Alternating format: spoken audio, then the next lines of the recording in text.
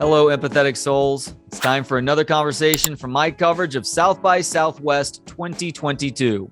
This one takes us back to the red carpet prior to the premiere of We Feed People, Ron Howard's new documentary on Apple TV about renowned chef José Andrés and his tireless work through the humanitarian aid organization World Central Kitchen.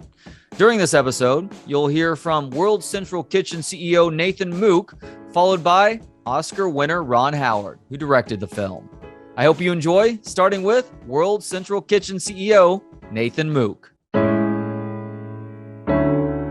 Hi, I'm Trey. Hi, Trey. How are you? I'm Nate. I'm doing great. Nice to meet you. I'll make sure to call you Nate going forward.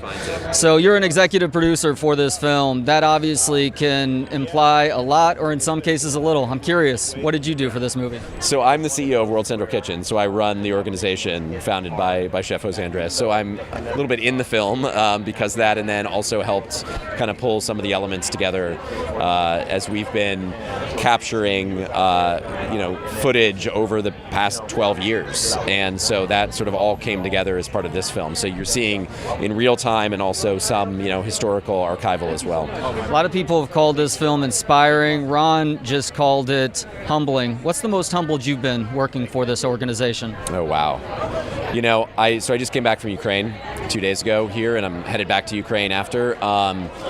Meeting the amazing heroes on the ground that are doing this incredible work. I'm humbled at just their heroism and bravery in the face of a really difficult situation. Especially, we've got partners in Ukraine, in the east of Ukraine, that are actively under attack, and they're still cooking. They're still getting food out to folks that need it.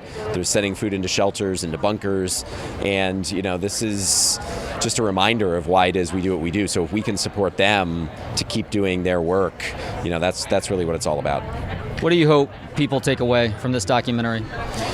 This documentary really shows how the work comes together. It brings people behind the scenes and inside of José's vision and dream and the work of World Central Kitchen. And I hope that people take away that anybody can get involved and play a role. This isn't sort of magic, crazy, thing. This isn't, federal government bureaucracy. It's just boots on the ground, showing up, getting the work done. And I hope people really take away from this that they can get involved and that they can play a role. And it doesn't matter what you do. Anybody can make a sandwich or, throw some ingredients into a salad or stir a pot or whatever, or deliver a meal. That there's always something. And then also to learn more about the issues that we're facing right now of why hunger is such a big problem. We saw this during COVID, and really start thinking about some of the bigger things, the bigger ideas of how we can make food less of a problem in this country and around the world. Thank you so much for your service. Thank you for this film. Enjoy the rest of your time in Austin, Nate. Thank you so much. Congratulations on making this. Welcome to Austin. Are you all enjoying yourselves so far? It's been short and busy, but it's always a great vibe here in Austin and around South by Southwest or any other occasion you might have. I love this place. So many people have described this film as inspiring. You've also called it humbling. What was the most humbled you were during the making of this film?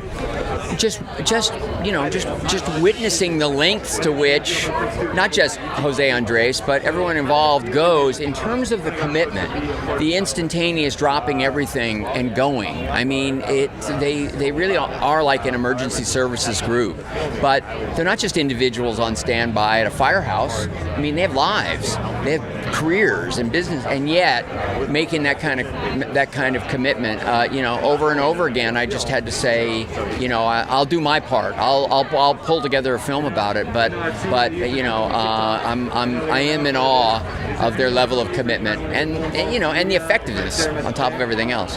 The most passionate humanitarians tend to have something in their past that helps fuel them in the present. You're obviously somebody who has done a phenomenal job of finding the good in humanity and depicting it on film. I'm curious, is there any specific thing from your past that has led to you wanting to pursue these things from time to time? Well, thank you for that. It's nice of you to say. Look, I think And you'll see in the movie that Chef Jose's background, his parents are a huge influence in terms of his sense of community, what he could mean, what his folks meant into their local community. And I think he's carried that passion forward and expanded upon it. My parents were sort of those kind of very grounded kind of folks who just saw the good in people. And with that was a kind of a curiosity, because they were living in a place that they weren't born. The whole thing was a bit of a journey for them. They came from the Midwest, and went first to New York and then to Hollywood. And so they were always a little bit of a fish out of water, and therefore a little off balance, but excited by that. And I think I've carried that with me, and it just makes me curious about how people get things done. And yeah, I'm an optimist, so I kind of like shining a light on those situations where something good, is constructed and occurs. And you're 68 years old. You're still looking great. You're obviously still cranking out really great material. How does it feel to know that you're 17 years older now than Wilford Brimley was when y'all made Cocoon? Wilford was such a great character actor that he was so convincing that every once in a while I was reminded that, mostly when he was helping out the other actors, like to climb over the rock or get over and around, jump in the swimming pool, that in fact he was a really vibrant guy playing, creating a hell of a performance. Well, congrats on that. Congrats on this film, and enjoy the rest of y'all's time in Austin. Thank you for the time. You bet. Thank you. Thank you to Trevor Hines for the video work. You can follow him on Instagram at Trevor Hines, and also to Joshua Bates for the video editing. If you have any video editing needs, hit him up on Instagram at Forager Digital. And as always, thank you to Gentleman Jesus for the intro and outro music. Hear more of his work at gentlemanjesus.com. You can watch, listen, learn, and connect for free at booksonpod.com. For Books on Pod, I'm Trey Elling. Good day.